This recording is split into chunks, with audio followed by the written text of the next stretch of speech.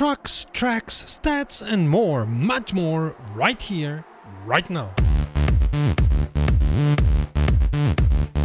Greetings Rommies and welcome to RomRom.net, the channel sharing the joy of sim racing, and to our regular news roundup, our weekly sim racing news. Welcome to the channel, thanks for stopping by.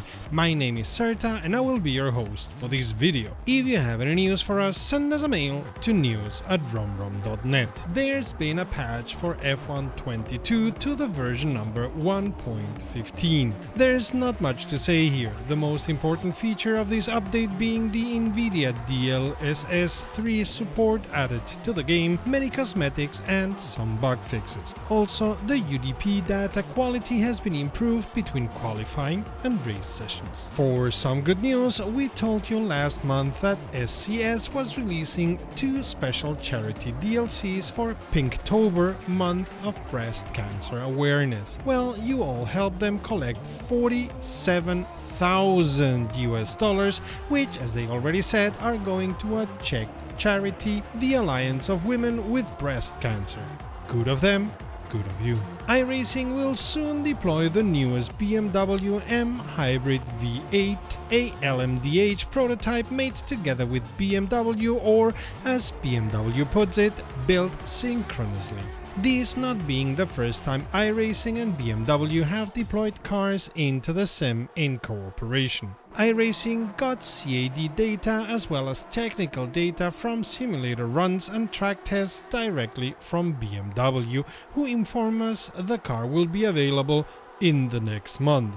Gee, thanks for that precise date. The real-life car will be first seen racing at the 24 Hours of Daytona in January of next year. And more good news. This Tuesday we'll see yet another race of the AMS2CC, with drivers trying their best on Watkins Glen on wonderful Sigma P1 prototypes. Tuesday 2200.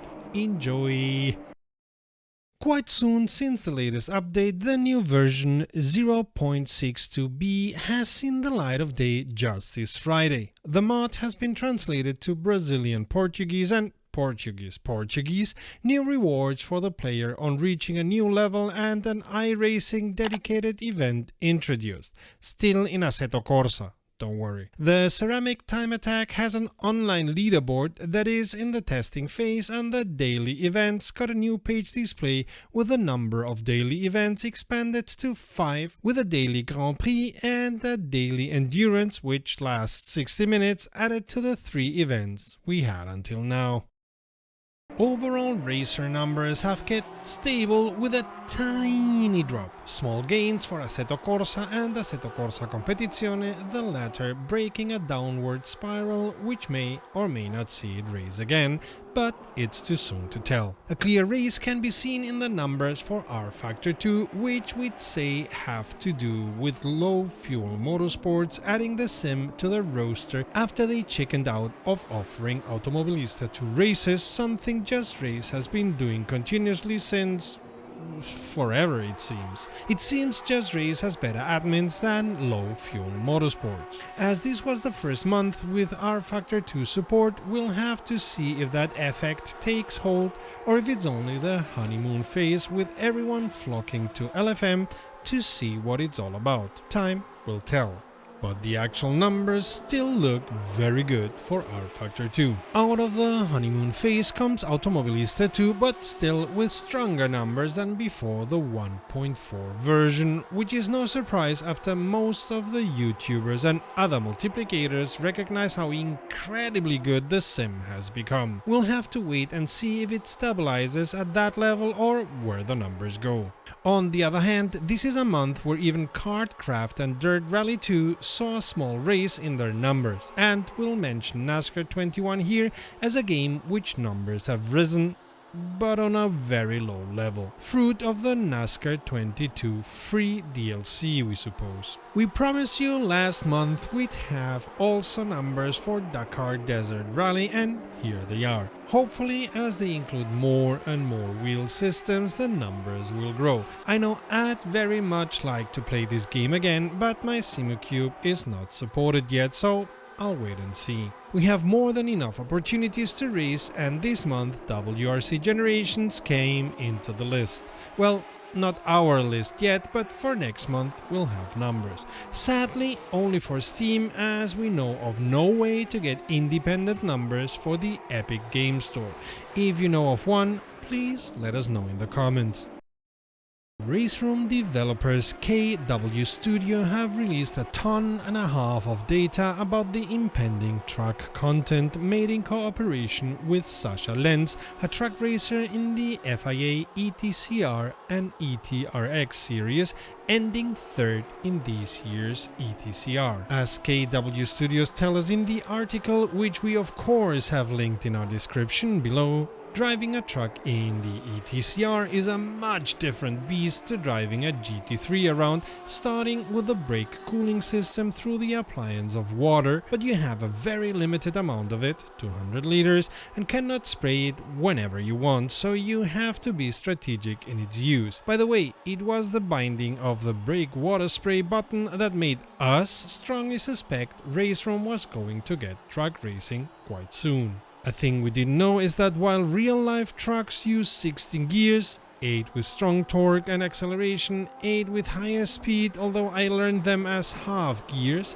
truck racers only use a couple of the top gears, even if they also have all 16 available. Simulating this must have been difficult for the developers and would mean a lot of learning from the part of the sim racers. Thankfully, the devs spent a lot of time thinking about how to simulate this, giving us different levels of automation by the sim, from complete automated gear shifts to using all gears with a button to change from low to high split. Time for fans of truck racing to get an H-pattern gear shifter if you didn't have that already. Of course, it will have to be a shifter with 8 gears. It seems real-life drivers mostly just drive the 8th gear and toggle between high and low split. Man, this will be a complete change in racing style for most of us. Also, ETCR tracks are limited to 160 km per hour, still scary fast for such a beast. No date or price are discussed in the article, and we don't think Raceroom has rolling starts yet, which are absolutely normal in the ETCR. I, for one, know I'm gonna get this pack, as I absolutely love truck racing and still have some VRPs laying around, and I'm quite happy KW Studios have gone for a niche within our sim racing niche. A pleasant surprise indeed.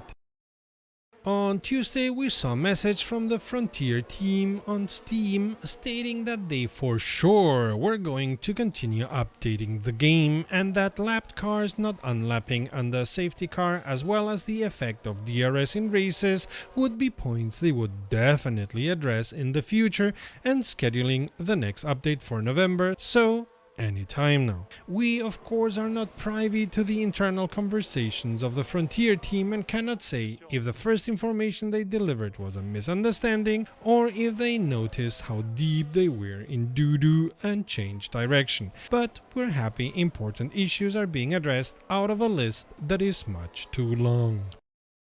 Using an ad blocker?